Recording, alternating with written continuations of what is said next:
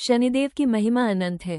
कहते हैं कि उनका न्याय इतना सटीक होता है कि कोई भी उससे बच नहीं सकता, न राजा न रंक।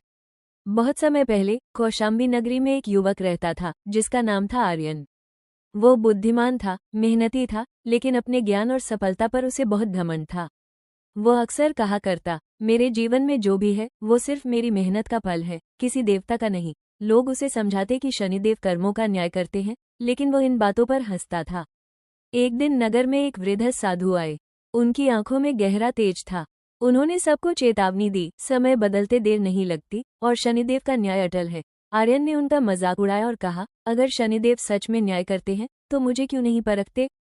उस रात आकाश असामान्य रूप से शांत था, लेकिन धीरे धीरे शनि ग्रह की छाया पूरे नगर पर छाने लगी, मानो कोई अदृश्य शक्ति अपना प्रभाव दिखाने वाली हो।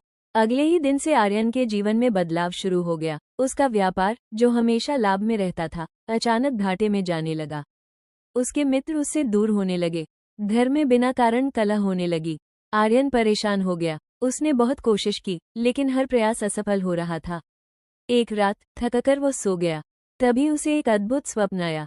उसके सामने एक दिव्य पुरुष प्रकट हुए, नीले वस्त्र, गंभीर चेहरा और आंखों में न्याय की गहराई। वे स्वयं शनिदेव थे। शनिदेव ने कहा, आर्यन, तुमने अपने कर्मों पर घमंड किया। तुमने कई बार दूसरों को चोट पहुंचाई और उसे अनदेखा किया। मैं दंड देने नहीं आया, बल्कि तुम्हें तुम्हारे कर्मों का फल दिखाने आया हूँ। आर्यन डर गया। प्रभु, क्या मुझे इस कष्ट से मुक्ति मिल सकती है। शनिदेव बोले, मुक्ति पूजा से नहीं, परिवर्तन से मिलती है। जब तुम अपने कर्म बदलोगे तभी तुम्हारा भाग्य बदलेगा। सुबह होते ही आर्यन ने ठान लिया कि अब वो खुद को बदलेगा। उसने अपने पुराने गलत कामों को सुधारा, गरीबों की मदद की, जिन लोगों को उसने ठगा था उनसे माफी मांगी। धीरे धीरे उसका जीवन फिर से संवरने लगा।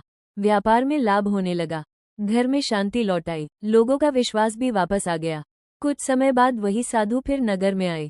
उन्होंने आर्यन को देखकर मुस्कुराते हुए कहा, अब तुमने सच्चा ज्ञान पा लिया है। आर्यन ने विनम्र होकर कहा, हाँ, अब मैं समझ गया हूँ कि शनिदेव डराने नहीं, सुधारने आते हैं। उस दिन से आर्यन हर शनिवार श्रद्धा से शनिदेव की पूजा करने लगा, डर के कारण नहीं, बल्कि